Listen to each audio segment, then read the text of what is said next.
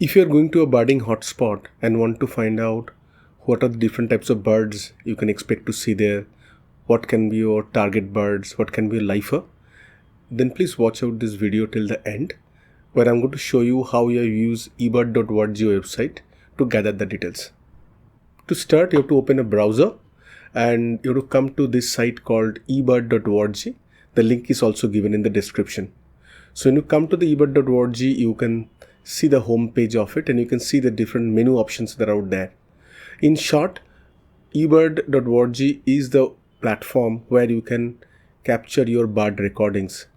You can upload the pictures that you have taken, audios that you have recorded, and also the videos. It's a great tool for you to maintain inventory of all the bird sightings that you have had over the years. You can use it in two ways. One, as you see, you can come to this submit option. You can select it on a map, or you can select it through your previously entered hotspot. A birding hotspot is nothing but a location which has been marked as an area where you can get to see a lot of birds, and then you can continue there. Even better, you can install the eBird app in your mobile, and as you are going through the hotspot, seeing the birds, you can take a note of it then and there. It is much better and much easier, because if you want to enter it through this submit option, you have to remember what all bird you have seen. It is very difficult. Why not record it as you are seeing the bird? And you can open it up. There's a very easy way. You can just select that bird and you can tap on to increase the count. First time you see, you maybe enter a record of 1, and then as you keep seeing it, you can enter more, 2, 3, 4 and all. Or you can go and update directly if you have seen say 20 birds there. This video is not on a usage of the app. I'm going to show you how I use eBird platform to find out the target birds or a lifer. So maybe on a different day I might come back and show a video of eBird platform, both mobile as well as this particular site. If you want to know more about eBird, you can come to the about, you can read. It's a great platform and it's totally free. To leverage this platform, you have to create an ID and you have to record all your bird sightings, because eBird platform does need to know what are the birds that you have seen in the past, so that it can find out what are the remaining birds for you to see in a particular hotspot. Like for example, as you can see, this is my page as of November 2024. I have submitted around 937 checklists, and all the birds that I have uploaded, the pictures of audio and other details are there. So when I go to a particular place, eBird finds out what bird is seen typically in that area, and then it removes the birds I have seen already and gives me the typical target lists and the lifers. Now let me explain how I use eBird to find a lifer list for a particular area with two examples. One is a simple example and one is a little bit more complicated. So in the coming May, I'm going to Selapus as a part of our Eagle Nest trip, and I want to find out what are the lifers I can expect to see in Selapus. So for that, I need to come to this explore option. Then I have to come to this explore hotspot, and then I'll type Selapus there. It actually prompts. It is better to pick it up from the drop down. As you can see that here is the Selapus that it is showing, and you can see this particular icon, and this is a hotspot. If you hover over it, it shows the name, the Selapus 299 species. If you click, it shows that how many species, how many checklists, and few other details. I'll come back to that in a minute. What I suggest is you should zoom out a little bit more to see are there any other hotspots. Sometimes in an area there are multiple hotspots. So when you're trying to find out the list of birds that you are expecting to see, you can't just see one, you have to see all of them together. So in this case, as I said, it's a simple example where I have only one hotspot and I need to use that hotspot only. There is something here as well, Baisakhi, but that is a little far off. You may also note there is a difference between color. So the red is, or the darker it is on the right hand side. If you can see, it shows it is based on the species observed in that particular hotspot. So the darker the red the more species you can expect. So you should always prefer a hotspot with this upward color that is given in the right hand side. So first thing I need to do would be I'll click this option and click this syllabus. This is a link. So what it does, it brings me to the syllabus hotspot main page. So it gives all the details, and it's a very useful page. No matter of whether you are trying to capture the lifer list or not, you should see this page and find out what is happening in this particular hotspot. There are two things that are important. One is this bar chart and one is the target species.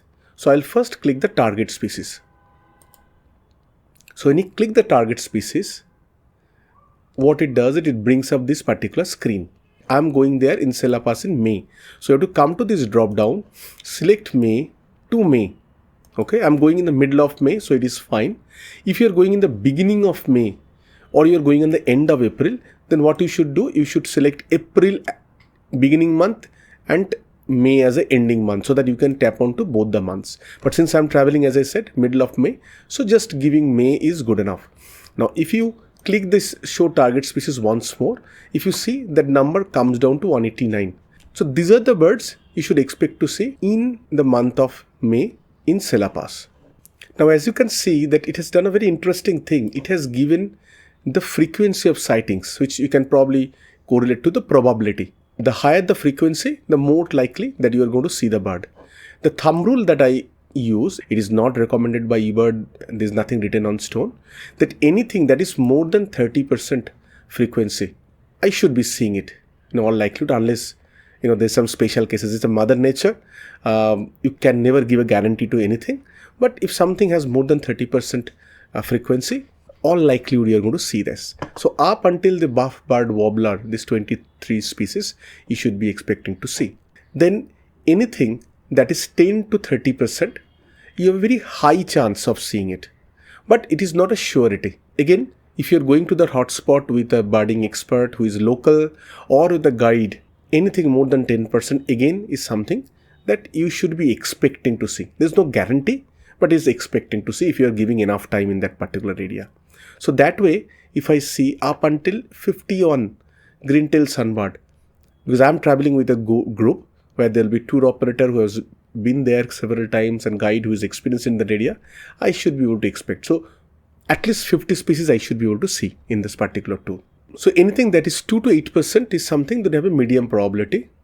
You can hope to see the bird, but it's like a 50-50 chance for it. Don't get too disappointed if you miss that out. You should still prepare for it, study this, watch out for that. It should be in your target for sure, but mentally be prepared. Maybe some of them you may miss that out. So going with that, so 2 is a very arbitrary, that is something I follow up until this red-fronted rosefinch.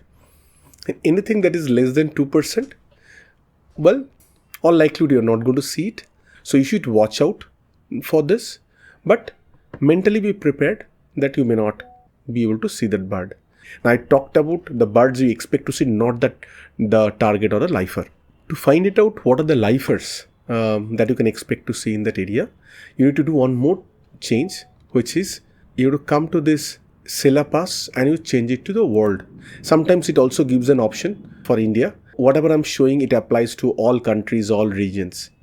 So either way, you can use India, you can use your country, or you can use world. Select that and again click. Note it's 189. That is like this total sightings. It came down to 17. So that means 17 birds you are potentially can target as a lifer, in which if I go with this, 3 birds have more than 30% chance seeing. I think we should be expecting to see all these 3. Then 4 to 7, like 4 birds which are having more than 10% sighting. I'm going with a guide, so I expect to see these birds also. Then up to the blindfold rosefinch, number 13. Again, I should watch out. I mentally be prepared. I might miss some of these things, but I look forward to that. These things. Anything less, I'll do my homework, but I should be aware that all likelihood I'm not going to see the bird, but at least I should study all the 17 birds that are out there. So this is a list for, again, I'm going in the middle of a May to Sela Pass, and what are the targets that I should be expecting to try. Now, the way this data is coming is based on the past historical data. Now, what happens is sometimes a bird was seen consistently in the past, but that is not seen anymore in that particular region. And I had this exact same issue in Bharatpur, where a lot of vultures used to be seen in the past, but not anymore. So when I went there, it was showing me a high probability, but I did not find any of them because I found that of late none of the vultures are seen there. So you need to watch out for that. And then what you need to do will be you need to reduce this list accordingly or update the list accordingly. So for that, again, you have to go back to the main page of the hotspot that you are working on. So I'm back to the hotspot of Sela Pass, and now what I'll do would be I'll do a couple of things. First of all, let me click this bar chart. If you see the bar chart, again it is showing 297. So this is a very useful page. Like if I click the May, it reduces to only those birds. Remember the 189 you've seen there? Same data is coming here. So it shows only the birds that I'm expecting to see in the month of May. So if I go back to the previous value, taming Tragopan is also one of the items listed. And you can also see, in a March. If somebody is interested to see taming, you can use this bar chart to find out what is the best time to see the bird. And you can scroll down, you can search the bird and find that out. When that particular bird is seen infrequently. Like some of the bird, you can see that, throughout the year you can see. Where in some of the birds, for example, russet bush warbler. Russet bush warbler starts seeing in April predominantly and a little bit of a May. So this bar chart is a great way for you to refer to. Now, how I often use it, you are planning a trip to that hotspot, but you don't know what time to travel to that area.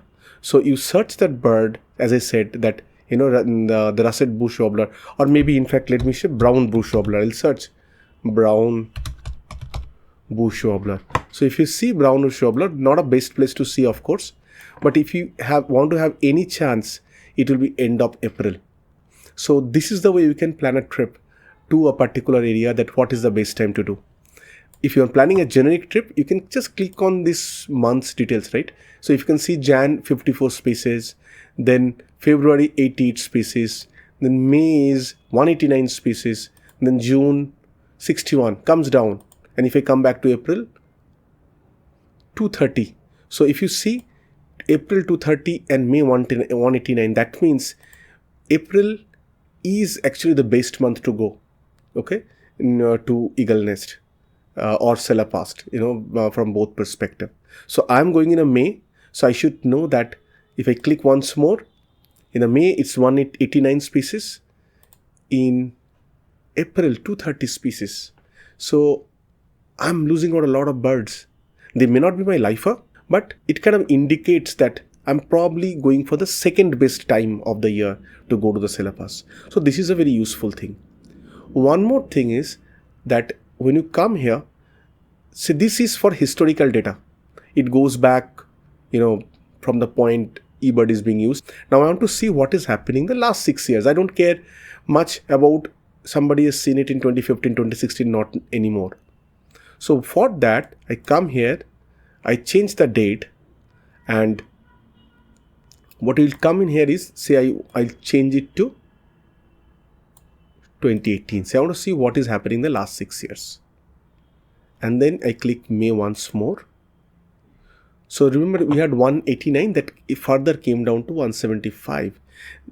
That means that around 14 birds that are not seen in the last 6 years, that was seen in the past. So this is something also extremely useful for you to see. One more useful feature this hotspot map gives is, there's an option called bird list. So if you can click the bird list, then if you want to search, right? Say I want to search on Tragopan. So if you see the taming Tragopan, last time it was seen in March 2023. There's no sighting in 2024. So this is a good indication that, if you want to go to Sela Of course, I'm not going to sell up for timing for something else, but I just picked it up as an example that this is something that is not seen the whole year. You may not see in the next year as well.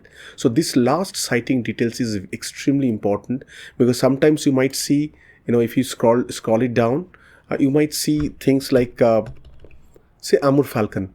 So Amur falcon is seen in Selapas, but in 2018, there's no sighting in the last 6 years. So it might be seen in the list of birds, but you know that you're not going to get it. So this is also extremely useful thing. And I should recommend that at least the lifers that you are going after, come here and see what is the last sighting. If you see no sighting in the last 1 year, I think you should still study that, look out for it, but mentally be prepared. High chance you might get that particular bird. Let's explore a hotspot which is a little bit more complicated, where there are multiple hotspots in nearby areas. So let's start with our Bharatpur Keoladeo National Park. So as you see, I'll expand it slightly more. There are several of them. There are a lot of ambers, which itself has 100 plus. You can't ignore. There are 100 plus checklist. But these are the two primary. So there's one with 831 checklist, and the second one is 5000 checklist. So what you should do is, you should start with the one that has higher number of sighting, and it also has higher number of checklist also. This is where you should follow the same purpose. Then you should come to the second checklist and follow the same process and match with the list you prepared. Is there anything delta? So two things can happen.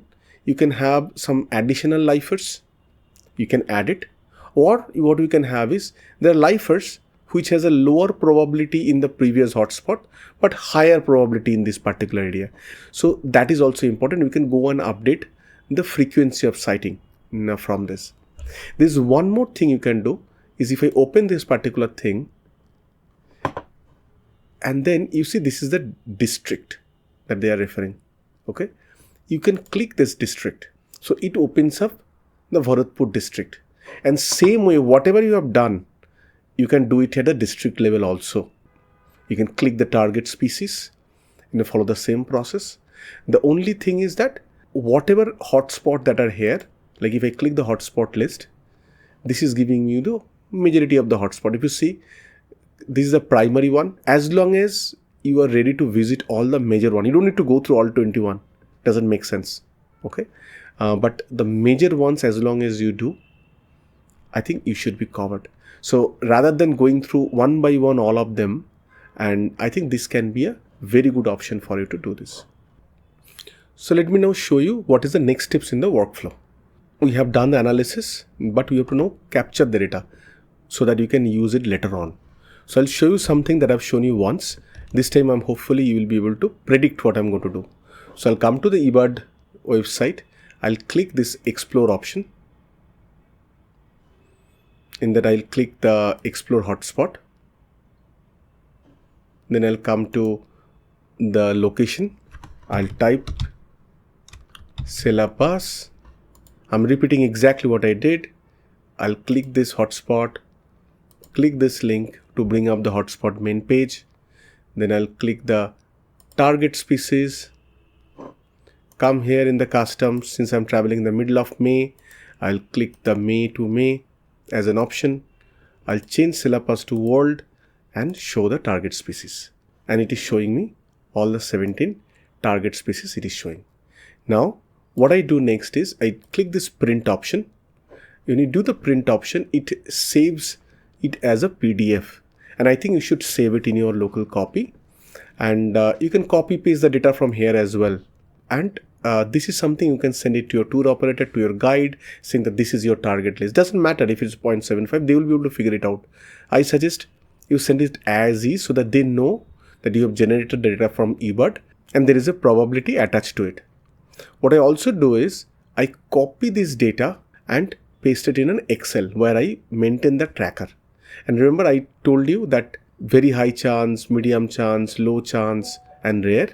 So I convert these frequencies accordingly. Like anything more than 30%, I put it as a high. 10 to 30%, I make it medium. Anything 2 to 10%, I make it as a low. And anything less than 2%, I make it as a rare. So that's a next step you need to do. So as you can see, I have copied the data in this particular Excel. I've given the locations, then the month I'm going, the species, and then the probability. Now some of the species might be seen in other hotspot also where I'm planning to go. In that case, I just put a repeat so that when I do analysis, I can eliminate those things. So as you see, if I select, if I scroll up, you can see all my planned trips over there. I'm going to Karimganj and different tour plans. Okay, and I can come here very easily and select any of them and then see, like for example, Karimganj, what are my target birds. I can always come and see these are my target birds in Karimganj. I'm going there in February 2025. Maybe I can try it with Manas. Let's see what is there for Manas. So this is my target list for Manas. Similarly, I will have one for Kaziranga. Okay, so this is my target list for the Kaziranga. So this gives me a great insight on what bird to expect. And I actually use this to prepare myself well when I'm going. I also inform my bird guide tour operator that these are the birds I'm looking for. Of course, when I'm going to a hotspot, it is not just about getting a lifer. It is being in the nature, observing the nature, seeing whatever the birds comes in. And I hope that the same thing applies for you as well. But always I think we should be looking out birds that you have never seen in the past, which is nothing but the lifers. And it has really helped this particular thing. I'm really thankful to the eBird platform. And if you're not using the eBird, I sincerely request use that. It's a great platform. I used to also maintain things earlier in a notebook and later on in Excel. You can do everything that you have done in the past using eBird platform. Thanks for watching the video. Hopefully you found it useful. Hopefully this will help you to find the target birds in your next trip.